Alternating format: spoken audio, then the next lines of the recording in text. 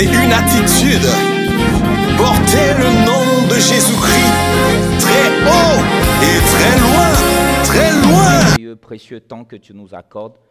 Merci Saint-Esprit de glorifier le nom de Jésus encore au travers de ce moment. Merci de bénir ta parole afin qu'au sortir de ces moments que nous devenions encore meilleurs et toujours meilleurs. Au nom de Jésus-Christ, Amen.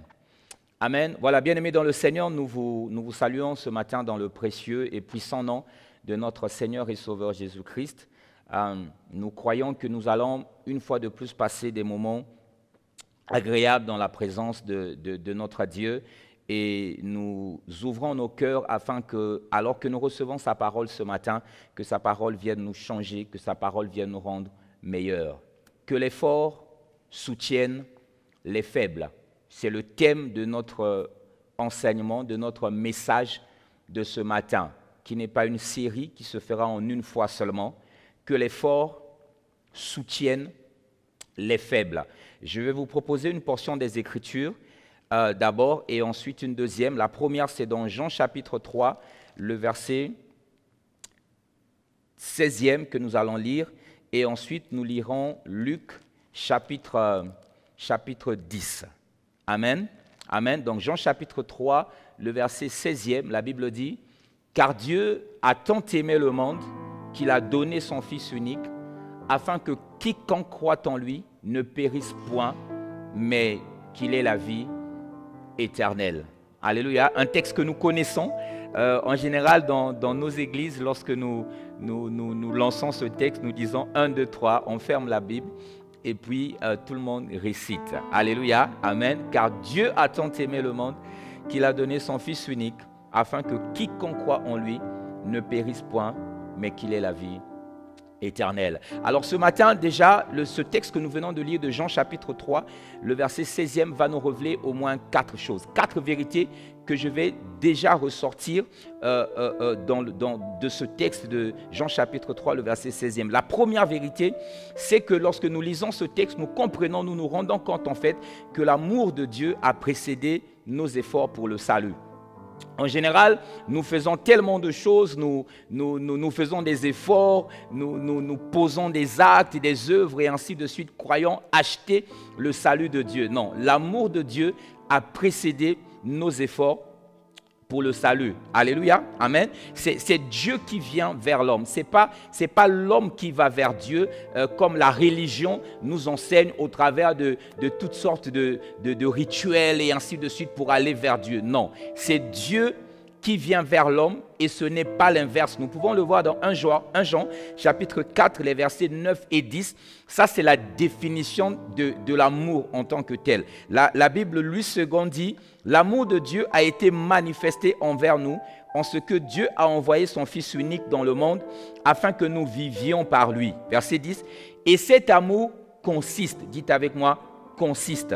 Et cet amour consiste non point en ce que nous avons aimé Dieu, mais en ce qu'il nous a aimés et a envoyé son Fils comme victime expiatoire pour nos péchés. Quand je prends le verset 10e dans la version Parole vivante, il y a écrit « Alors, l'amour, qu'est-ce que c'est? Ce n'est pas nous qui avons aimé Dieu, c'est lui qui nous a aimés. Il nous a tellement aimés qu'il a envoyé son Fils. » Amen. Alors, l'amour, qu'est-ce que c'est? Voilà pourquoi j'ai dit tout à l'heure, dans la Bible, c'est ça la définition que la Bible nous donne de l'amour. En général, nous croyons que la définition de l'amour, c'est 1 Corinthiens chapitre 13, l'amour ne soupçonne pas le mal, l'amour est plein de bonté, l'amour supporte tout. Non, ça, ce sont les caractéristiques de l'amour. La définition de l'amour nous est donnée dans le texte que nous sommes en train de lire. La version Parole vivante dit, alors, l'amour, qu'est-ce que c'est? Réponse, ce n'est pas nous qui avons aimé Dieu, c'est lui qui nous a aimés. Il nous a tellement aimés qu'il a envoyé son Fils. La Bible du Semeur dit, et l'amour consiste en ceci, 2 points. Ce n'est pas nous qui avons aimé Dieu, mais c'est lui qui nous a aimés. Il a envoyé son Fils qui s'est offert en sacrifice pour le pardon de nos péchés. Alléluia. Amen. La deuxième vérité que nous voulons ressortir de ce texte, c'est que Jésus-Christ, nous le voyons, est l'expression de l'amour de Dieu. Alléluia. Amen. Amen. L'expression de l'amour de Dieu. Alors, il est très important que nous comprenions que Dieu n'est pas chrétien. D'accord? C'est vrai. Je vais en parler, je vais expliquer. Dieu n'est pas chrétien, mais l'homme en tant que tel ne peut pas expérimenter l'amour de Dieu sans recevoir Jésus-Christ. Jésus-Christ est le don de Dieu. Est le don de Dieu. La troisième vérité, c'est que dans la pensée de Dieu, les forts doivent aller vers les faibles, sans attendre que ceux-ci le réclament. Alléluia. Amen. Il y a des forts et il y a des faibles. Mais lorsque je dis même des forts et des faibles, ce n'est pas établi comme tel. Aujourd'hui, je peux être en situation de fort, demain, je peux être en situation de faible, selon les circonstances, selon les domaines où nous sommes, les domaines qui sont concernés. Amen. Amen. Donc, dans la pensée de Dieu, ce sont les forts qui doivent aller vers les faibles, sans attendre que ceux-ci réclament de l'aide. Nous voyons souvent dans nos sociétés, lorsque les gens ont des moyens, ils se considèrent comme étant forts, eh bien, ils se tiennent dans une position, ils aiment ça, ils aiment voir les gens venir vers eux, les gens leur demander de l'aide, au point où, lorsqu'il y a quelqu'un comme ça dans ta famille, dans ta société, dans ton petit environnement, et si tu ne vas pas vers la personne te traite d'orgueilleux. Parce que pour elle, lorsqu'elle est assise, lorsqu'elle se tient du haut de sa réussite, cette personne veut voir des gens venir s'agenouiller devant, des gens venir se prosterner pour demander de l'aide. Et c'est ça ça nourrit son ego en tant que tel. Non, ça c'est selon les humains. Selon Dieu, c'est le fort qui va vers le faible. Le fort est animé d'un esprit de compassion. Il constate la faiblesse des autres sans même que ceux-ci puissent demander de l'aide. Eh bien, il leur propose la solution. Alléluia. Amen. La quatrième vérité que nous voulons ressortir ce matin, c'est qu'au travers de ce texte de Jean chapitre 3, le verset 16e, nous voyons que Dieu aime tout le monde.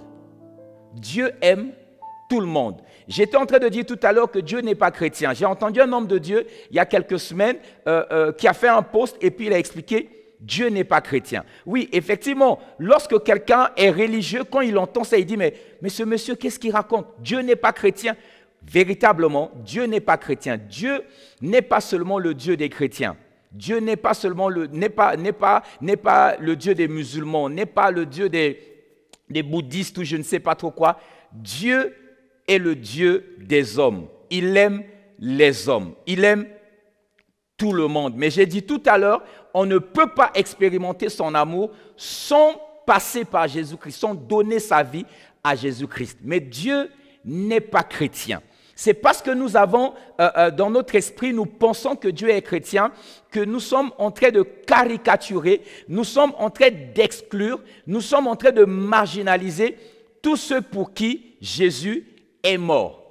Alléluia. Amen. Un autre homme de Dieu encore, j'ai entendu ces jours-ci, a dit, nous devons faire un effort de sortir Dieu de nos boîtes. Effectivement, nous ne pouvons pas mettre Dieu dans une boîte. Être un chrétien est comme un système.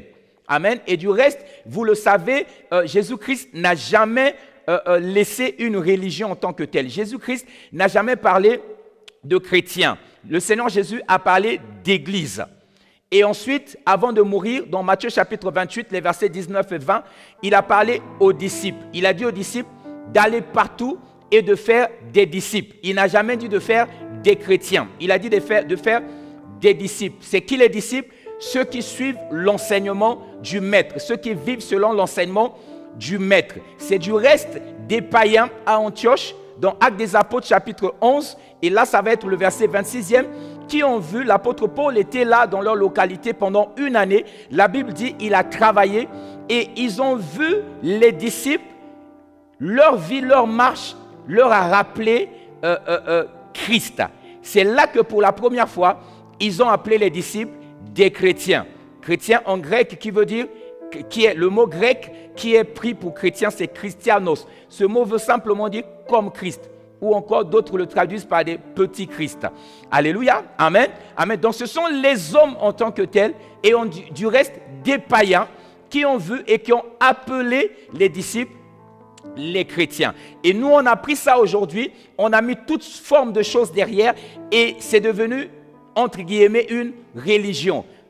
Christ Jésus n'est jamais venu établir sur la terre une religion. Ce que le Seigneur Jésus attend de nous, c'est une relation avec le Père en Jésus-Christ. C'est une intimité avec le Père en Jésus-Christ. Donc, il ne s'agit pas de caricaturer ceux qui ne sont pas encore dans l'Église. Parce que la volonté de Dieu, effectivement, l'Église est une disposition que Dieu a mise en place, que Dieu a laissée pour que les hommes soient entretenus, pour que les hommes entretiennent leur foi. Et là-dedans, il a déversé des ministères, des talents, des grâces. Voilà pourquoi c'est important, lorsque nous avons cru en Dieu, d'être associés, d'être ajoutés à l'Église. Et la Bible dit du reste dans le livre des Actes des Apôtres que le Seigneur Dieu ajoutait chaque jour à l'Église ceux qui étaient sauvés. Alléluia. Amen. Amen. Et aujourd'hui, malheureusement, nous sommes en train de voir des enfants de Dieu, entre guillemets des chrétiens, qui ne supportent que les gens de leur communauté. Lorsqu'ils sont chez eux à la maison, en famille, on a vu des enfants, on a vu des femmes, on a vu des hommes renier leurs parents, renier la famille parce que les autres ne sont pas des chrétiens. Amen. Parce que pour eux, tout ce qui n'est pas chrétien est un démon. Non, non. Dieu aime tout le monde. Dieu veut sauver tout le monde. Comme tu es, Dieu veut que les autres soient aussi. Donc nous devons aller vers les autres. Nous devons leur présenter le salut de Dieu en Jésus-Christ. Dieu aime tout le monde. Il a donné sa vie pour tout le monde. Amen. C'est très très important de comprendre ces choses. La cinquième vérité, c'est que le monde que Dieu a tant aimé, alors j'aime toujours, j'ai voulu ajouter, parce que chaque fois qu'on parle de monde, ça peut créer une confusion avec le texte de 1 Jean chapitre 2, le verset 15e qui nous dit de ne pas aimer le monde ni les choses qui sont dans le monde. Le monde que Dieu a aimé, ça c'est la cinquième vérité, est différent de celui dont il nous demande de nous séparer. Parce que chaque fois que la Bible utilise le mot monde, il y a au moins 3 dimensions dans lesquelles le mot monde est pris. La première dimension, là nous allons le voir dans le livre de Actes des Apôtres, chapitre 17, le verset 24e. Dans cette dimension, le monde peut signifier la terre que Dieu a créée. La Bible dit dans Actes 17, 24, « Le Dieu qui a fait le monde et tout ce qui s'y trouve. » Donc là, le monde, c'est la terre que Dieu a créée. C'est cet environnement dans lequel nous vivons. Deuxièmement, dans la Bible, le monde peut signifier, et c'est ce que je disais tout à l'heure, le système qui est établi ou bien qui est en train de s'établir, qui est impulsé par Satan, une humanité sans Dieu.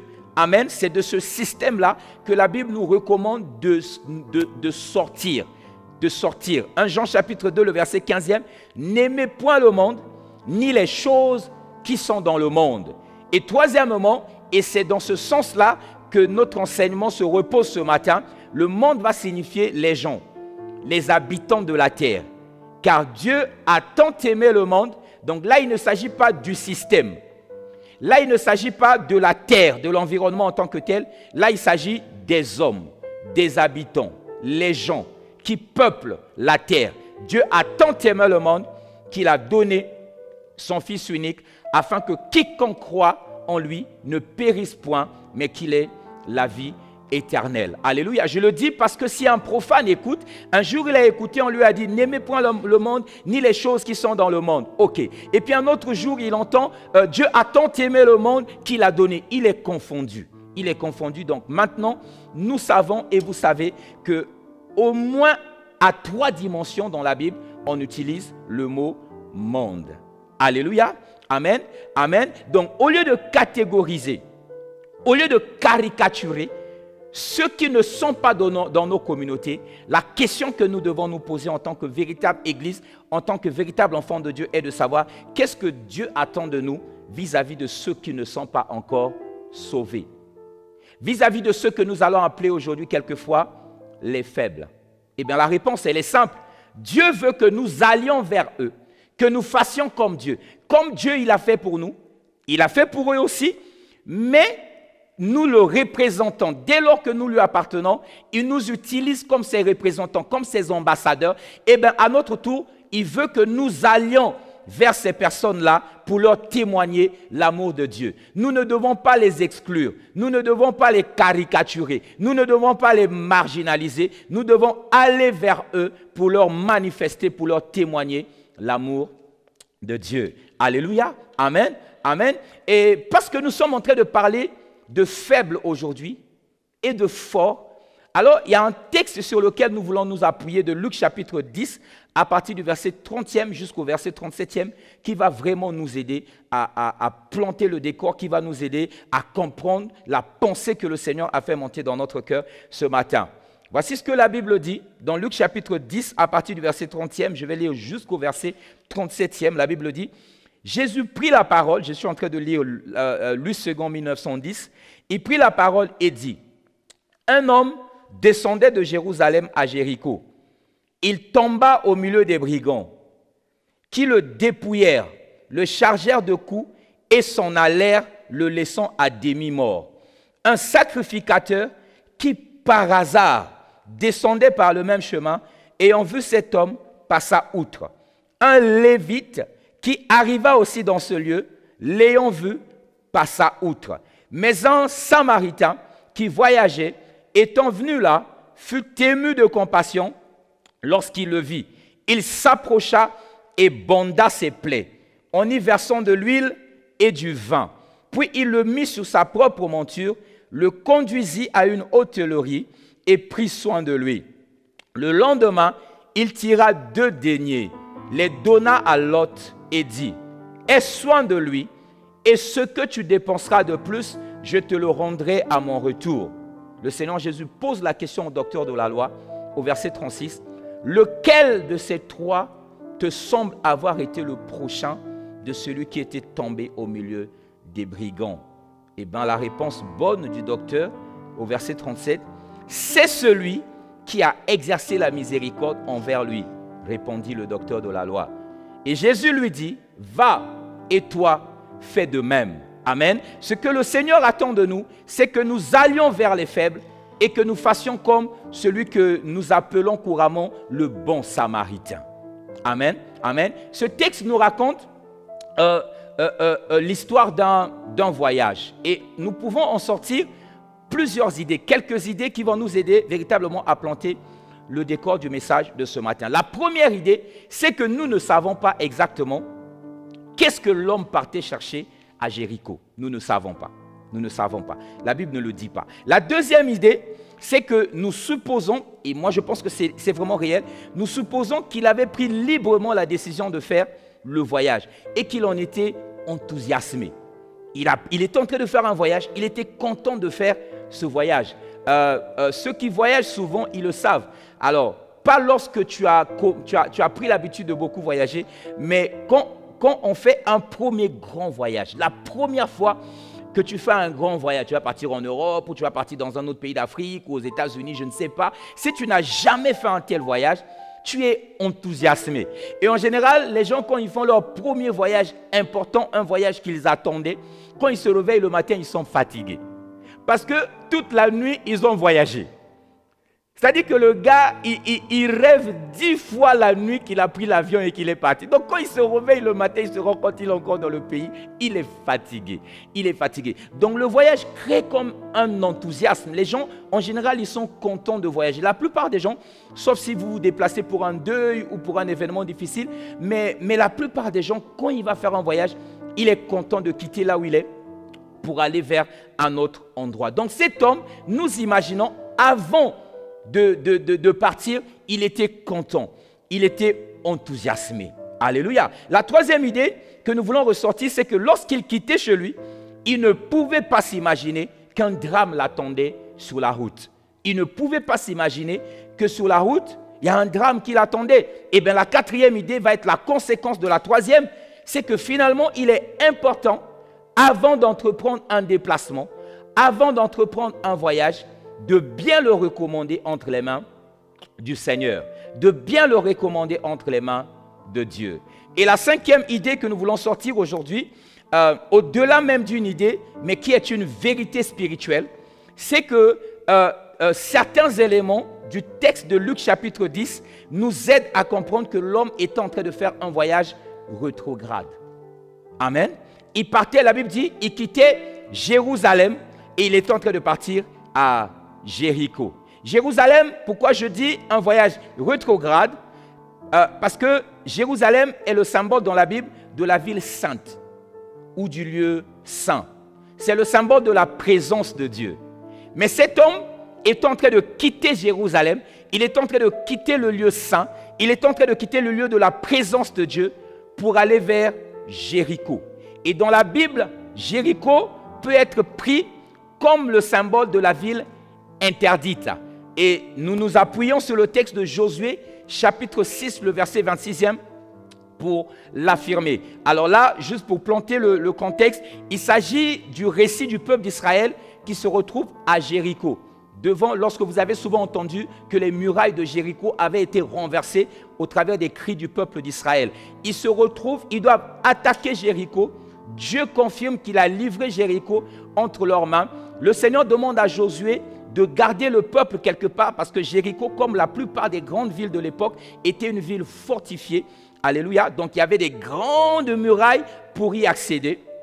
Eh bien, le Seigneur a demandé au peuple, avec Josué, de faire le tour. Tous les jours, il se levait, il faisait un tour en silence de la ville de Jéricho. Et il partait se reposer dans le camp. Ils l'ont fait chaque jour. Et le 7e jour, la Bible dit, ils ont fait 7 tours. Et au bout du 7e tour, ils ont lancé des cris. Et par leurs cris, les murailles de Jéricho ont été renversées.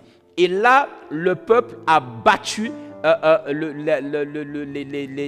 les habitants de Jéricho selon la volonté du Seigneur. Et Dieu leur avait demandé de dévouer ensuite Jéricho par interdit. Ils ont fait ça, ils ont épargné seulement la famille de Rahab, qui était la prostituée, qui avait préservé les espions que Josué avait envoyés dans la ville à l'époque. Alléluia. Donc le verset 6 de Josué, le chapitre 6 de Josué, au verset 26, la Bible dit, ce fut alors, donc après la victoire, la Bible dit, ce fut alors que Josué jura en disant, maudit soit devant l'Éternel l'homme qui se lèvera pour rebâtir cette ville de Jéricho. Il en jettera les fondements au prix de son premier-né et il en posera les portes au prix de son plus jeune fils. Alléluia, amen. Il a libéré une parole de malédiction, non seulement sur la ville, mais sur quiconque essayera de rebâtir cette ville. Et quand vous voyez des décennies plus tard, à l'époque du roi Akab, il y a un homme qu'on appelle Hiel de Bethel, ça se passe dans 1 Roi chapitre 16, qui a essayé de rebâtir la ville de Jéricho. Et quand vous lisez 1 Roi chapitre 16, vous allez voir qu'il lui est arrivé exactement ce que Josué avait dit des décennies avant. Il a perdu son premier fils, il a perdu son deuxième fils, selon la parole de Jéricho, de Josué qui disait, il en jettera les fondements au prix de son premier-né et il en posera les portes au prix de son plus jeune fils. Alors là, j'aimerais ouvrir une parenthèse très rapidement que je vais refermer pour dire ceci aux enfants de Dieu. Lorsqu'un leader spirituel connecté à Dieu, qu'on appelle un père, qui est un repère, lorsqu'ils parlent, les pères, quand ils parlent, leurs paroles restent sur l'atmosphère. Le problème, c'est qu'aujourd'hui, les enfants de Dieu sont dans les églises. Il est tellement habitué à entendre son pasteur tous les jours qu'il a démystifié les paroles de son pasteur. Non, les pères parlent au vent. Quand un père parle, la parole qui est libérée ne s'enterre pas. La parole qui est libérée, si elle ne s'accomplit pas tout de suite dans ta vie, elle plane sur l'atmosphère. Elle plane sur l'atmosphère, elle finira par s'accomplir. Donc ne t'habitue pas aux paroles ou aux déclarations de ton pasteur ou de ton père. Chaque fois qu'il libère une parole, cette parole, elle est puissante. Cette parole ne s'enterre pas. Cette parole ne disparaît pas. Cette parole reste sur l'atmosphère. Et le moment venu, cette parole va s'accomplir. Ne méprise pas les paroles des pères, parce que les pères, quand ils parlent au vent. Quand ils parlent, ils ordonnent au bon vent de venir dans ta vie. Et s'il y avait des mauvais vents qui ont été impulsés par l'ennemi, quand le Père parle, il anéantit les mauvais vents. Les paroles des pères s'adressent aux vents, les vents de ta vie. Alléluia. Ne t'habitue pas aux paroles qui sortent de la bouche de ton Père.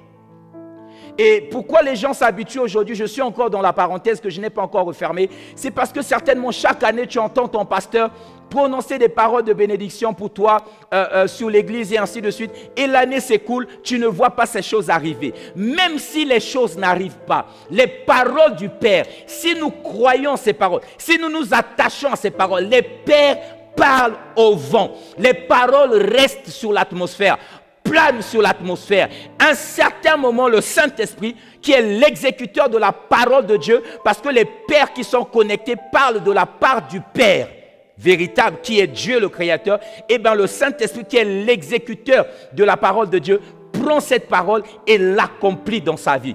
Réconcilie-toi avec toutes les déclarations concernant ta vie qui sont sorties de la bouche de ton Père dans la foi. Réconcilie-toi parce que ta vie en dépend véritablement. Et je referme la parenthèse. Alléluia. Amen. Je reviens donc sur notre texte de Luc chapitre 10. Donc là, nous sommes en train de voir en fait, parce qu'on a dit que Jéricho était le symbole de la ville interdite. L'homme dont nous sommes en train de parler aujourd'hui est en train de quitter le lieu saint pour aller vers un lieu interdit. Lorsque tu quittes le lieu saint, lorsque tu quittes la présence de Dieu, lorsque tu quittes tes valeurs spirituelles que tu avais acquises, lorsque tu les abandonnes pour emprunter des valeurs profanes, parce que tu as été séduit, ou bien parce que tu es impatient, parce que tu veux prendre des raccourcis, lorsque tu fais ce voyage rétrograde, eh bien, tu es exposé à l'ennemi. Nous voyons dans notre histoire qu'à cause de son indélicatesse, ou dans notre récit, à cause de son indélicatesse, l'homme s'est retrouvé sous 3 regards différents. Et ces regards-là, ce sont des esprits. Il s'est retrouvé exposé à 3 esprits différents. Le premier esprit auquel il a été exposé, nous le voyons dans le verset 30 de Luc chapitre 10. La Bible dit, « Il tomba au milieu des brigands qui le dépouillèrent, le chargèrent de coups et s'en allèrent, le laissant à demi-mort. » Le regard des brigands. Le premier regard auquel nous nous exposons lorsque nous quittons la présence de Dieu ou nous rétrogradons, nous quittons la présence de Dieu et nous partons dans les choses profanes, eh bien nous sommes exposés premièrement au regard des brigands. Pour les brigands, cet homme était une victime à exploiter, une proie à dévorer. Et cet homme était devenu exploitable et dévorable. Parce que tant que tu es dans la présence de Dieu, effectivement, l'ennemi veut te dévorer. L'ennemi veut t'exploiter. Mais parce que tu es dans la couverture de la présence de Dieu, tu n'es pas exploitable. Alléluia. Tu n'es pas dévorable par l'ennemi. Tu es intouchable. Mais dès lors que tu quittes la présence de Dieu, tu t'exposes, tu deviens exploitable, tu deviens dévorable. Pourquoi? Parce que tu quittes ton périmètre de protection. Tu quittes le périmètre de la promesse de Dieu pour ta vie. Et donc l'homme ne bénéficiait plus de la couverture spirituelle. Je veux dire à quelqu'un ce matin, tu peux vivre ta vie comme tu veux. Mais il faut que tu saches une chose, enfant de Dieu, toi qui as rencontré le Seigneur dans ta vie, chaque fois que tu te retrouves dans des endroits où toi-même tu sais, et l'endroit, et ce que tu es en train de faire à cet endroit-là ne glorifie pas Dieu, tu n'es pas dans ta zone de couverture spirituelle. Tu es exposé à tout ce qui peut arriver. Peut-être que tu l'as fait jusque-là, rien ne t'est arrivé.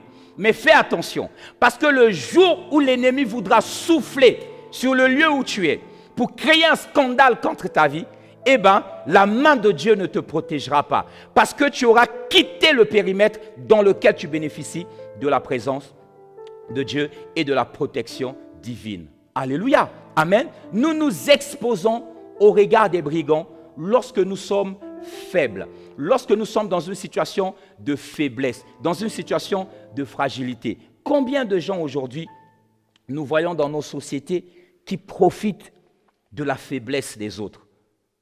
Combien de gens? Les brigands, il y en a partout. Il y en a partout. Et la faiblesse, des fois, ce n'est pas juste parce qu'on a péché. Mais dans le propre même de l'homme, lorsqu'il voit son contemporain dans la faiblesse, au lieu de le soutenir, il veut l'exploiter. Je vais prendre l'exemple, par exemple, des hommes d'affaires.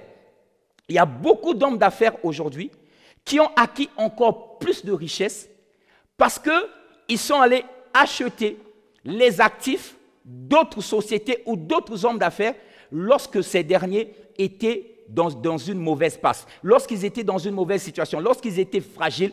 Et bien là, il vient acheter à bas prix ce qui a de la valeur. Il va exploiter ta faiblesse. Il va exploiter la mauvaise passe par laquelle tu es en train de passer.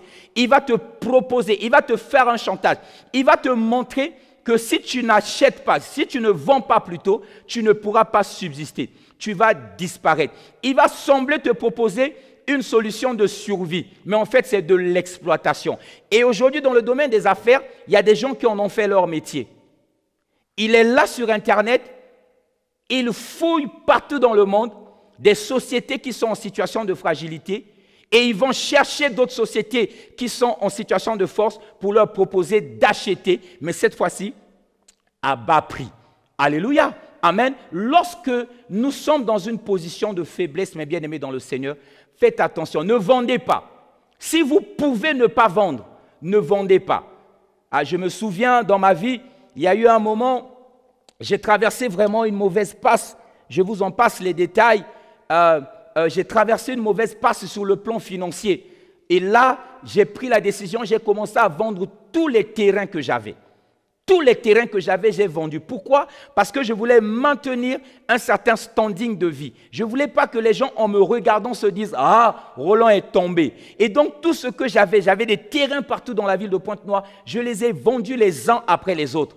Mais j'ai regretté parce que lorsque Dieu m'a restauré financièrement, eh bien, chaque fois que je passe et que je vois un terrain que j'avais vendu, qui du reste a pris de la valeur, je regrette pourquoi j'ai vendu le terrain. Alléluia. Amen. Il y a un homme de Dieu, un père que je respecte beaucoup, le pasteur James Maggi. Un jour, il marchait avec moi, il m'a dit « Roland, lorsque tu es en situation de faiblesse émotionnelle, ne prends pas de décision. Lorsque tu es en colère, ne parle pas. » Pour deux raisons. La première raison, parce que pour nous, les enfants de Dieu, pour ceux qui sont oints, je vous ai dit que les paroles qui sortent de nos bouches sont des paroles puissantes. Et donc, si tu es en colère, quand tu parles, ta parole peut faire des dégâts autour de toi que tu vas regretter. Mais aussi parce que les hommes de ce monde disent que la colère est une courte folie. Tu vas parler, tu vas prendre des décisions que tu vas regretter parce que tu as eu à les prendre sous la colère. Combien de gens ont eu à divorcer aujourd'hui et sont en train de le regretter parce que l'homme était sous colère ou la femme était sous colère et a sorti quelque chose de méchant et l'autre n'a pas supporté, ils se sont séparés. Ils se sont séparés. Mais c'est parce que la personne avait parlé sous la colère. Je veux te dire, lorsque tu es en situation de fragilité, que ce soit fragilité émotionnelle, que ce soit fragilité spirituelle, que ce soit fragilité financière, ne prends pas des décisions. Ne prends pas des décisions. Demande d'abord au Saint-Esprit de te restaurer sur le plan émotionnel et en plus, ensuite, prends des décisions. Parce que les décisions que tu prends alors que tu es fragile risquent d'être, en général, sont des décisions que tu vas regretter. Le moment le moins indiqué pour faire des deals, pour faire des affaires, pour signer des partenariats, c'est lorsque tu es fragile. Alléluia! Amen. Nous avons encore un autre exemple. Aujourd'hui, nous voyons par exemple des hommes qui sont en situation d'abus de pouvoir. D'abus de pouvoir. Et les femmes qui sont en situation de fragilité vont se retrouver sous harcèlement, sous chantage, chantage sexuel en général, parce qu'elles sont dans le besoin. Et bien, il y a quelqu'un qui est là, c'est lui qui a la signature. C'est lui qui est en position de force. C'est pour ça qu'on appelle ça l'abus de pouvoir. Et bien, pour te signer le contrat, ou bien pour te donner accès à ce à quoi tu as besoin, il va demander de coucher avec toi. Tu vas poser cet acte, mais à la fin, plus tard, tu vas le regretter. Les hommes dans leur propre, lorsqu'ils voient quelqu'un dans une situation de fragilité, ils ne vont généralement pas vouloir le relever, ils vont l'exploiter. Nous voyons aujourd'hui les sociétés, à cause de la crise, s'ils t'embauchent, ils ne vont pas t'embaucher à juste titre par rapport à tes diplômes, par rapport à ta valeur. Ils vont te faire un chantage parce qu'ils savent que là tu es en difficulté. Ils vont te prendre mais à un prix bas. Alléluia. Le monde, le propre de l'humain, c'est cette méchanceté de vouloir toujours exploiter l'autre lorsque l'autre est en situation de faiblesse. Donc, premièrement, fais un effort pour ne pas te retrouver en situation de faiblesse. Deuxièmement, si tu te retrouves en situation de faiblesse, mon ami, ne va pas tisser des alliances avec l'ennemi parce que ce sont des alliances que tu vas regretter. Qu'est-ce que tu dois faire? Tu dois rester dans la présence de Dieu. Même si tu es en situation de faiblesse parce que tu as péché, tu dois persévérer et rester dans la présence de Dieu. Parce que Dieu a toujours un plan de rédemption pour le pécheur. Nous pouvons le voir dans Genèse chapitre 3, à partir du verset 6e jusqu'au verset 9e. Adam et Ève ont péché et ils sont allés se cacher. J'en ai parlé la semaine dernière. Ils sont allés se cacher. Mais quand Dieu est arrivé, Dieu savait qu'ils avaient péché. Dieu savait qu'ils avaient touché au fruit de l'arbre interdit. Mais Dieu ne leur a pas d'abord posé la question s'il avait fait. Dieu tout de suite leur a posé la question, où es-tu? Où êtes-vous? Où êtes-vous plutôt? Et ils ont répondu, nous nous cachons. Les hommes, ils étaient en train de se cacher parce que là, ils ont vu qu'ils étaient nus. Alléluia. Pourquoi Dieu leur pose la question où ils sont? Parce que le problème de localisation, c'est très important, mon ami. Dieu, il veut nous maintenir dans sa présence. Le diable veut nous sortir de la présence de Dieu. J'ai prêché le dimanche dernier que Jésus-Christ n'est pas venu pour te condamner. Je n'encourage pas ton péché. Mais je veux te dire, si tu es tombé dans une situation de fragilité à cause du péché, reste dans la présence de Dieu. Il y a un plan de rédemption pour toi. Je n'ai pas lu Genèse 3, 6 à 9 à cause du temps, mais si vous allez lire, vous allez voir que Dieu tout de suite a mis en marche un plan de rédemption pour l'homme. Nous le voyons dans Michée chapitre 7, le verset 7 jusqu'au verset 10e. Et là, je vais lire un texte que j'affectionne beaucoup. Pour moi, je regarderai, Michée 7, 7 à 10, je regarderai vers l'Éternel. Je mettrai mon espérance dans le Dieu de mon salut. Mon Dieu m'exaucera. Ne te réjouis pas à mon sujet, mon ennemi, car si je suis tombé, je me releverai. Si je suis assise dans les ténèbres, l'Éternel sera ma lumière. Je supporterai la colère de l'Éternel. Ce texte veut dire, il va rester là. Ce que Michée veut dire, c'est que je vais rester là. Je ne vais pas bouger. Je vais supporter le regard méchant des gens. Je vais supporter la colère de l'Éternel si nécessaire. Pourquoi il continue? Puisque j'ai péché contre lui. Je supporterai sa colère jusqu'à ce qu'il défende ma cause et me fasse droit. Ça veut dire qu'il y a un temps, alors je m'arrête à ce verset au verset 9, ça veut dire qu'il y a un temps où Dieu a prévu pour te faire justice, pour te relever.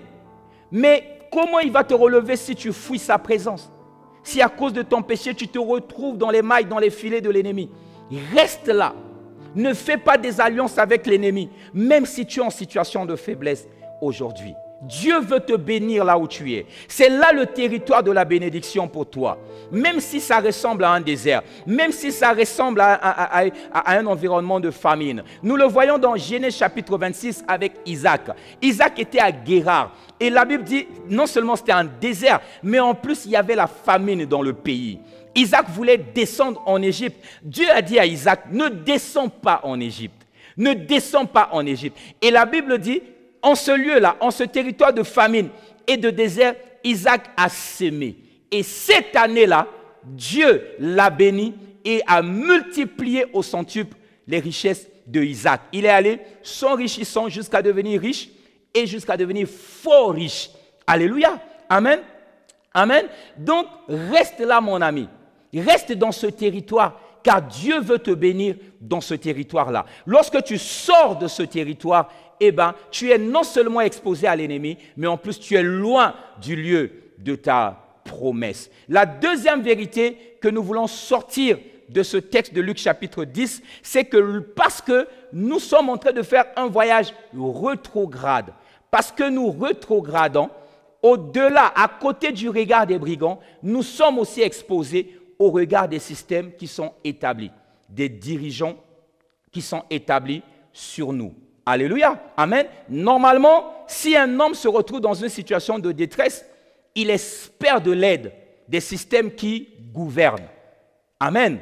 Amen. Mais aujourd'hui, nous allons voir que lorsque nous sommes en situation de détresse quelconque, que ce soit à cause du péché ou détresse circonstancielle, eh bien, les hommes établis sur nous, ils vont démissionner.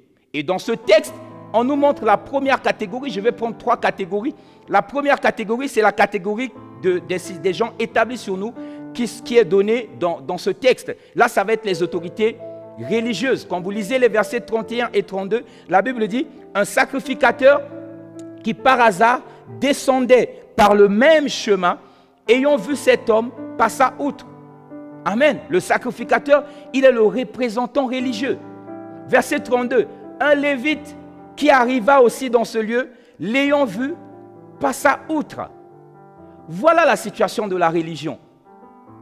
Lorsque nous sommes dans le besoin, les religieux, au lieu de venir nous aider, ils vont nous éviter. Heureusement, tout à l'heure, je vais parler, entre guillemets, des vrais religieux. Parce que la Bible parle quand même de la vraie religion. Alléluia. Amen. Donc, les autorités religieuses, et nous le voyons encore dans nos églises aujourd'hui. Pour les autorités religieuses, si pour les brigands, cet homme était une victime à exploiter, là pour les autorités religieuses, et malheureusement nous le vivons aujourd'hui, cet homme était un problème à éviter, un problème à fuir, un problème duquel il fallait se détourner. Une excuse, il trouve des excuses pour ne pas faire le bien. Parce que les religieux, la semaine prochaine, je parlerai de l'esprit des religieux. Les religieux, ceux qui ne sont pas dans la relation avec Jésus, ceux dont le Seigneur Jésus traitait d'hypocrites, parce qu'ils disaient des choses, mais ils étaient incapables de vivre ou de pratiquer ces choses. C'est ceux-là que je suis en train d'appeler les religieux. Ils sont radins, pour la plupart. Ils veulent des honneurs, mais ils ne savent pas faire du bien lorsque ceux qui sont sous eux ont besoin. Lorsque quelqu'un est dans une situation de fragilité, au lieu de le soutenir, la personne devient un sujet de commérage. Nous le voyons encore aujourd'hui. Il y a même des pasteurs. Quand je parle de religieux, je mets tout ça dans le lot. Il y a même des pasteurs. Parce qu'un frère est dans une situation difficile. Ça va devenir dans l'église une situation de commérage. Pour les frères, pour les bien-aimés, une situation de calomnie. Pour les autorités de l'église, un exemple à citer chaque fois qui veulent faire peur aux autres. Imaginons que tu es tombé. Imaginons que tu te retrouves dans une situation de fragilité et en même temps tu sois malade. Ou bien que tu perdes ton travail. Ou que ton mari commence à vivre une vie et commence à te tromper. Peu importe. Eh bien, ce que les gens ils vont faire, les autorités spirituelles, ils vont prendre le texte de Galates 6, verset 7, qu'ils ne comprennent du reste pas. Ils vont le prendre hors contexte. Ce texte dit, ne vous y trompez pas. On ne se moque pas de Dieu. Ce qu'un homme aura semé, il le moissonnera. Ce texte n'est pas une menace. Je l'ai toujours dit. Pour comprendre ce texte, il faut lire le verset 6e. Et pour bien comprendre ce texte, il ne faut pas le lire dans la version Louis II. Il faut le lire dans la version français courant. Si vous lisez dans la version français courant, vous allez comprendre que ce texte n'est pas une menace. Ce texte n'a rien à voir. Mais les chefs religieux, ils vont prendre ça. Et puis ils vont commencer à menacer ceux qui sont encore là pour leur dire, vous avez vu votre ami, il a quitté l'église, voilà ce qui est en train de lui arriver, il a perdu le travail, il est en mauvaise santé. Qui t'a dit que parce qu'il a péché, qu'il a perdu le travail? Qui t'a dit qu'il est en mauvaise santé parce qu'il a péché? Toi, tu es Dieu pour le dire. Mais Dieu n'agit pas comme ça. Ça, c'est la méchanceté de ton cœur. Pour Dieu, lorsque quelqu'un tombe, il lui tend la main, il veut le relever. Je sais que le péché a des conséquences. Mais nous, en tant que leaders spirituels, nous ne pouvons pas utiliser des victimes de l'ennemi pour intimider ceux qui sont encore restés dans la maison. Pour leur dire, si vous faites comme eux, vous aussi vous tomberez, vous aussi vous serez malade, vous aussi vous perdrez l'emploi. Ça, c'est de la méchanceté. Tous ceux qui perdent le travail n'ont pas commis un péché. Tous ceux qui sont malades à l'hôpital n'ont pas commis un péché. Est-ce que toi, tu n'es jamais tombé malade? Alors, on peut dire que tu avais commis un péché? Non. Donc, les religieux, c'est ce qu'ils vont faire. Ils vont éviter la personne. Alléluia. Amen. Amen. Ils vont éviter la personne. Et troisièmement, alors, ils évitent la personne. J'ai commencé premièrement les autorités religieuses, mais il va y avoir aussi les autorités administratives. Qu'est-ce que les autorités administratives vont faire? Lorsque quelqu'un, au-delà des systèmes religieux, là ça va être les administrateurs, qu'est-ce qu'ils vont faire? Nous le voyons dans nos pays, pas ici, pas dans ce pays. Dans la plupart des pays d'Afrique, par exemple, lorsqu'un homme a travaillé, il a cotisé toute sa vie. Et puis, à un certain moment, il arrive à la retraite. Mais il va être abandonné. Il est abandonné. Il y a même un pays, ce n'est pas ici, il y a un pays quelque part où les retraités, on ne les appelle plus les retraités, on les appelle les maltraités. Alléluia. Parce que les gars, ils ont ils ont travaillé toute leur vie, ils ont cotisé. Mais au moment où ils ont maintenant besoin, ils sont dans une situation de précarité, ils ont besoin de ceux qui sont établis sur eux. Et là, les gars, ils démissionnent. Ils démissionnent. On le voit avec les étudiants, ils vont étudier. Mais les autorités qui sont établies ne veulent pas qu'on parle des questions du chômage. Et les étudiants, les diplômés se sentent abandonnés. Amen. Amen. Mais nous le voyons aussi dans les familles, les autorités familiales.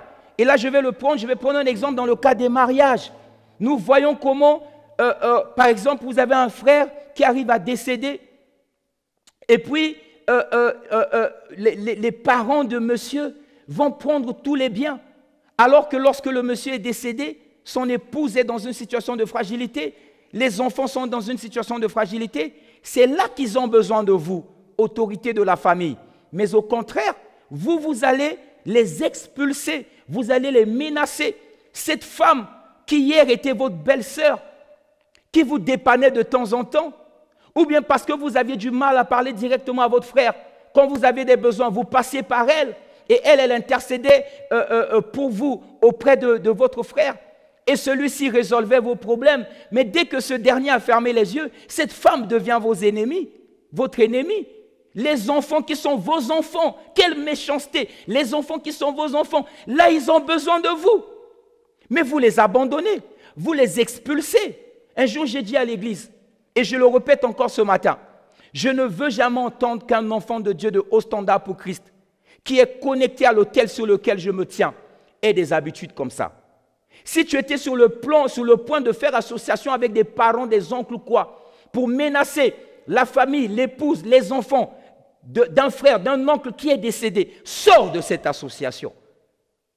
Parce que sinon tu seras sous la sellette et Dieu va te cibler.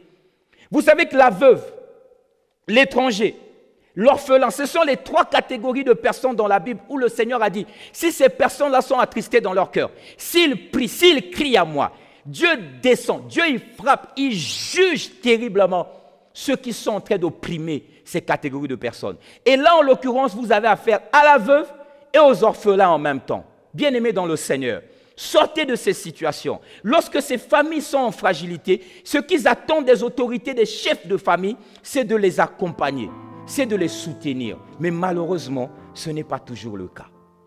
Alléluia. Amen.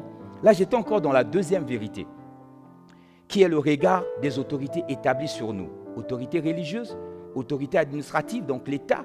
Et là, nous venons de parler des autorités familiales. Alors, dans la troisième vérité, nous voyons que cet homme, à cause de son voyage rétrograde, il s'est exposé à la véritable Église. Gloire à Dieu. Heureusement, dites avec moi, heureusement. Heureusement qu'il y a aussi la véritable Église. Pour la véritable Église, cet homme était une opportunité pour manifester l'amour. Alors là, je vais ouvrir une parenthèse que je vais refermer. Vous allez voir ici que la véritable Église, c'est le Samaritain. Or, en Israël, ce sont les Juifs qui étaient censés être le système religieux reconnu. Le Samaritain était traité comme un étranger, comme un ennemi de Dieu. Curieusement, là, c'est lui qui fait la volonté de Dieu. Ce que je veux dire ce matin, c'est que nous le voyons encore dans nos nations aujourd'hui. Il y a des églises comme les nôtres que les gens considèrent comme n'étant pas de véritables églises. Mais faites attention, et je vais vous le démontrer tout à l'heure, parce que ce sont les églises que vous pensez ne pas être de véritables églises qui font véritablement la volonté de Dieu. Est-ce que les autres le font? Est-ce qu'ils ne le font pas? Je ne suis pas là-bas. Mais là, en l'occurrence, les Juifs, qui étaient les vrais religieux, ils ont vu le malade à terre, ils ont évité. Le sacrificateur a dévié, le lévite a dévié. Mais le Samaritain, celui qui était négligé, celui qui n'était pas pris comme un bon spirituel, c'est lui qui a soutenu. Et c'est lui que nous prenons aujourd'hui comme l'exemple de la bonne et de la véritable Église. Alléluia. Amen. Et donc, pour quelqu'un qui est dans une situation de faiblesse, heureusement, il est aussi exposé au regard de la véritable Église. Pour la véritable Église, cet homme est une opportunité pour faire le bien, en brisant les barrières de race, de nationalité, d'ethnie et de religion. Parce que le Samaritain est parti au secours d'un Juif, alors que vous savez qu'il n'y avait pas de rapport entre les Juifs et les Samaritains.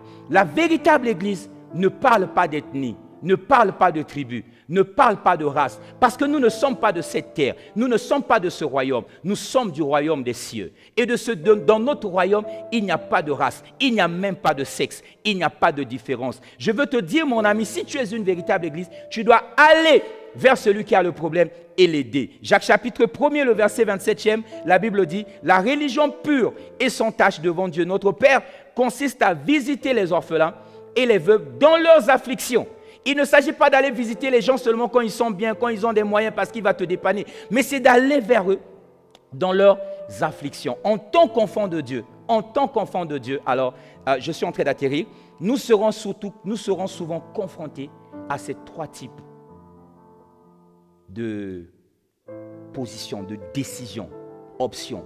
Quelqu'un sera dans la faiblesse, il y a un esprit qui va nous dire, exploite-le. Exploite-le alors qu'il est faible. Il y a un autre esprit qui va nous dire, évite-le. Évite-le. Et il y a une pensée qui va nous dire, aide-le. Aide-le. En tant qu'enfant de Dieu, nous aurons souvent à choisir de ces trois options.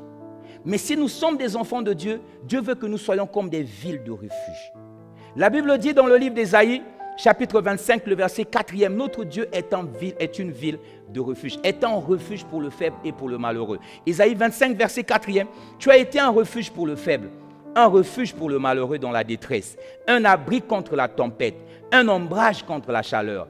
C'est ça un enfant de Dieu, c'est ça que Dieu est, c'est ça que nous devons être. Et c'est ça la véritable église. Qui n'abandonne pas ses blessés de guerre. Une véritable église se comporte comme une véritable armée. Notre Dieu est l'Éternel des armées. Il est le chef des armées célestes. Donc nous, son peuple, nous sommes des armées. Nous sommes comme une armée. Et si vous regardez les armées de ce monde, les véritables armées n'abandonnent jamais les blessés sur le tapis. Pourquoi vous abandonnez de frères, même s'ils ont péché vos frères, même s'ils ont commis des fautes, même s'ils n'ont pas fait ce que vous leur avez demandé de faire. Mais c'est du reste vos frères. Vous ne pouvez pas les abandonner. Tant qu'il y a encore une possibilité de les relever. Les armées n'abandonnent jamais. Même si un obus est tombé, leur ami est déchiqueté par l'obus. Tant qu'il a encore le souffle, ils vont le porter. Ils vont le porter. Il y a un homme qui a dit, il n'y a que dans les églises où nous voyons des hommes abandonnés sur le tapis leurs blessés de guerre. Nous n'abandonnons pas sur le tapis nos blessés de guerre. Alléluia. Amen. Et si tu m'écoutes ce matin, si tu es dans cette salle ce matin au Standard pour Christ, tu es tombé dans la véritable église. Et là, c'est important d'en parler. Parce que lorsqu'on parle des églises aujourd'hui, lorsqu'on parle des pasteurs, on parle que ouais, les pasteurs, c'est des escrocs, les pasteurs, c'est des manipulateurs, et ainsi de suite. Vous ne savez pas ce que les pasteurs font. C'est vrai, il y a peut-être un pasteur quelque part qui s'est mal comporté. Mais pourquoi si un pasteur quelque part fait une faute, vous voulez attribuer ça à tous les pasteurs? Pourquoi? Pourquoi si une église s'est mal comportée, vous voulez attribuer ça à toutes les églises? Pourquoi? On a des entreprises. On a des DAF. Est-ce que vous avez vu dans une entreprise un DAF a détourné de l'argent? Et puis maintenant, tous les DAF sont devenus des voleurs. Quand vous voyez dans une entreprise un DAF a détourné, maintenant tu vas aller dans une autre entreprise, tu vas voir un DAF et puis tu vas lui dire, oh oui, c'est voleur là. Non, non, non. Et j'étais en train de dire à quelqu'un un jour, c'est juste parce que les églises, nous on n'est pas des politiciens. Qui lorsque, pas dans ce pays, dans d'autres pays, on voit les politiciens, s'il fait un petit pont là, qui lui a coûté 100 000 francs, il appelle Télé Congo et ainsi de suite, bon, j'ai dit Télé Congo, ainsi de suite pour que tout le monde voit. On a vu pendant la crise de coronavirus, il va acheter un petit sac de gants ou ainsi de suite, Télé Congo venez. J'ai un frère qui est à l'église, qui est journaliste, un jour m'a dit, pasteur, j'ai été scandalisé. On est parti loin, loin, loin, loin, au-delà de Pointe-Noire. Un député nous appelait et puis on arrive pour voir les biens qu'il était en train de donner. C'était juste quelques cartons. Je croyais même qu'il y avait d'autres cartons qu'on avait cachés. Nous faisons des choses que les gens ne voient pas. Chaque année à Au Standard pour Christ, et je sais que ce n'est pas seulement Au Standard pour Christ, il y a beaucoup d'églises qui font ça. Mais puisque nous ne communiquons pas, vous n'en parlez pas. Mais même quand vous êtes au courant, vous n'en parlez pas. Parce que les gens veulent parler seulement des églises quand il y a un problème. Le cœur de l'homme est porté vers le mal. Chaque année, nous organisons des rentrées scolaires pour les enfants du quartier, pas pour les enfants de l'église. Ça va faire pratiquement 10 ans que je le fais. 10 ans pratiquement, depuis l'église d'où je viens, jusqu'à ce qu'Au Standard pour Christ a commencé. Toutes les années, nous le faisons. Enfants du quartier, païens, pas païens, musulmans, pas musulmans, Ngunza, je ne sais pas. Les enfants, nous faisons le recensement de tous les enfants. Nous leur apportons des kits complets scolaires. Quelqu'un m'a dit, mais pourquoi, pasteur, vous n'appelez pas la télévision? Nous, on n'est pas là pour appeler la télévision. Alléluia. Amen. En 2018, c'est à cause de certains abus qu'on avait arrêtés. En 2018, toutes les 2 semaines, notre département du social était en train de donner des kits alimentaires à près d'une 40aine de familles. En 2000, toutes les 2 semaines. Mais vous n'êtes pas au courant. Ça, même si vous êtes au courant, vous n'en parlez pas. Vous n'en parlez pas. Mais allez dans les orphelinats. Quelles sont les personnes qui soutiennent les orphelinats? Ce sont les églises. Vous n'en parlez pas. Allez dans les prisons. L'État a démissionné complètement dans les prisons. Qui va dans les prisons soutenir les prisonniers? C'est nous. C'est les églises. Sans compter des frères qui sont à l'intérieur de l'église. Parce qu'on dit, oui, le pasteur, il a porté une chaussure chère et tout, alors qu'il y a des pauvres. Vous connaissez combien de gens nous soutenons dans l'église? Des Congolais qui sont en difficulté, que l'État ne peut pas héberger. Nous payons des loyers. Mais nous, on n'en parle pas. On n'appelle pas la télé pour ça. Alléluia. Il y a quelques années, je passais à Songolo. Et j'ai vu une église sœur, conduite par un ami, un frère, le pasteur Ghislain. J'ai vu une église qui a organisé à Songolo. C'est-à-dire qu'ils ont rassemblé la population de Songolo. Pas des gens qui prient dans leur église de l'ICC. Les gens du quartier. C'est-à-dire que tu viens, on te fait des examens, ainsi de suite. Tu vas te soigner, tu viens, tu prends les médicaments gratuits. Personne n'en parle. Et je crois que l'année d'après, ils sont allés à Dolisie. Ils ont fait une opération grandiose. Ils ont donné des médicaments, ils ont dépensé des dizaines de millions. Personne n'en parle. Vous voulez parler seulement quand vous avez entendu qu'un pasteur a fait une petite chose là-bas. Mais les vraies choses, nous sommes allés, nous, l'année dernière, à l'hôpital Assissé. Le directeur de l'hôpital Assissé nous a dit, en dehors des associations, des clubs et tout, qui viennent faire ce que vous... Il n'y a aucune église qui a déjà fait ça. On est parti, on a mis des millions pour soutenir les malades qui étaient là-bas. On a désherbé, on a pris les camions de la mairie, on a enlevé toute la saleté qui était là depuis des mois à l'hôpital Assissé. On a tout enlevé, on a balancé. Et je voyais comment des frères de l'église entraient dans les salles de l'hôpital avec leur propre argent. Quand ils venaient, ils voyaient une famille qui n'avait pas d'ordonnance. Quelqu'un était en train de mourir. Ils prenaient la personne, ils prenaient l'ordonnance, ils allaient à la pharmacie, ils achètent les médicaments, ils viennent. Les gens étaient soulagés. Personne n'en parle. Personne n'en parle. Donc si nous étions dans un état sérieux, vous auriez au moins eu la responsabilité de recenser les églises sérieuses, peut-être même de les subventionner, à cause de tout ce que nous faisons.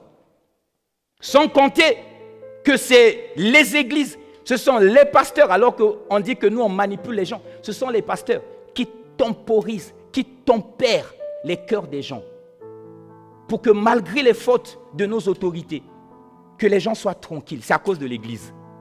Vous devez dire merci au pasteur, hein? Dites encore Amen. Alléluia. Alors ce matin, je vais lancer 3 appels. 3 appels. Le premier appel, c'est l'appel à la repentance. Pour tous les enfants de Dieu qui sont tombés pendant leur parcours sur le chemin, ou qui se retrouvent dans une situation de faiblesse, ou qui sont en train de s'engager sur le chemin ou sur un voyage rétrograde. Revenez à Jésus. Revenez à Christ selon qu'il est écrit. Apocalypse 2, verset 5. Souviens-toi donc d'où tu es tombé. Répands-toi et pratique tes premières œuvres. Sinon, je viendrai à toi et je t'aurai ton chandelier de sa place, à moins que tu ne te répandes. N'attends pas que je prie pour toi. Commence à te repentir. Le deuxième appel que je vais lancer s'adresse à ceux qui sont établis sur nous. Que ce soit les pasteurs, que ce soit les autorités religieuses, que ce soit les institutions diverses, les responsables des familles. Bien-aimés, soutenez les faibles. Soutenez les faibles. N'attendez pas. N'allez pas montrer à la télé. Soutenez les faibles dans vos communautés spirituelles, dans vos familles, dans vos administrations. Soutenez les faibles. C'est pour ça que Dieu vous a établi, pour que vous représentez Dieu. Et Dieu veut soutenir le faible. Alléluia. Amen. La Bible dit dans Romains chapitre 15, le verset 1er, nous qui sommes forts, nous devons supporter les faiblesses de ceux qui ne le sont pas. Alléluia. Donc, regardons autour de nous, il y a des blessés de guerre. Ne les jetons pas, ne les abandonnons pas. Relevons nos blessés de guerre. Soignons-les, soignons-les, comme cet homme, comme ce Samaritain, comme ce bon Samaritain. Alors, le troisième appel pour clôturer, c'est un appel à Jésus-Christ. Je m'adresse aujourd'hui à tous ceux qui m'écoutent, qui n'ont pas accepté ce Seigneur. Que tu sois musulman, que tu sois Ngunza, que tu sois bouddhiste, que tu sois, Dieu t'a aimé, Dieu t'aime. mais pour te réconcilier avec lui. Il a manifesté son amour en donnant Jésus-Christ. Ce n'est pas tes efforts, c'est son amour. Et tu ne peux pas vivre ce salut si tu n'acceptes pas Jésus-Christ dans ta vie. Donc arrête les histoires de religion. Non, ce que le pasteur a dit c'est bien, mais moi je ne suis pas chrétien. Je ne parle pas aux chrétiens, je parle à ceux que Dieu aime. L'année passée, j'ai prêché un message où je disais, si Dieu les aime tant, alors sauvons-les. Et je viens là, au nom de Dieu, pour te sortir de la situation dans laquelle tu es. L'amour de Jésus, c'est ce dont tu as besoin. Et je voudrais dire ceci. Tous ceux qui ne sont pas, entre guillemets, des chrétiens, mais vous aimez Dieu, vous cherchez Dieu de votre manière. Arrêtez avec les rituels que vous faites. Entre dans ta chambre, enferme-toi dans ta chambre. Ton Dieu là que tu pries tous les jours, quel que soit le nom que tu l'appelles, mets-toi à genoux. Laisse d'abord les bougies, les rituels, les chapelets, laisse tout ça. Dis-lui, fais cette prière. Dieu, si tu es vraiment Dieu, et si tu m'aimes, révèle-toi à moi. Tous ceux qui ont fait cette prière, Dieu s'est révélé à eux par Jésus-Christ. Fais cette prière. Ne sois pas un fanatiste. Fais juste cette prière. Tu vas voir, le Seigneur va se révéler à toi dans son amour. Revenez à Christ, qui est votre Seigneur et votre Sauveur. Selon qu'il est écrit dans Hébreux chapitre 4, le verset 7e. Aujourd'hui, si vous entendez sa voix, n'endurcissez pas votre cœur. Je veux que tu t'inclines là où tu es et je vais prier pour toi. Seigneur Jésus, selon ces 3 appels que j'ai lancés, accueille tes enfants dans ta présence. Accueille-les. Nous voulons vivre dans un monde meilleur. Un monde meilleur. Où le fort n'exploite pas le faible, mais où le fort soutient le faible. Accomplis ce mystère dans nos cœurs, Seigneur. Dans le nom de Jésus. Amen. Amen. Amen. Alors, je n'ai pas vraiment le temps de faire un service long, mais vous avez nos contacts qui sont en train de défiler. Pour ceux qui sont en train de nous regarder au travers des médias, de la télévision, ne manquez pas de nous contacter. Si vous avez des questions à poser, contactez-nous par ces numéros, posez-nous des questions. Nous allons vous accompagner, nous allons vous soutenir. Alléluia, amen. Soyez bénis où que vous soyez. Le Seigneur Jésus vous aime beaucoup. Il a donné sa vie beaucoup pour vous. Moi, je vous aime, mais Jésus vous aime tellement plus. Excellente semaine et puissante semaine à vous, en Jésus-Christ. Amen. Alléluia.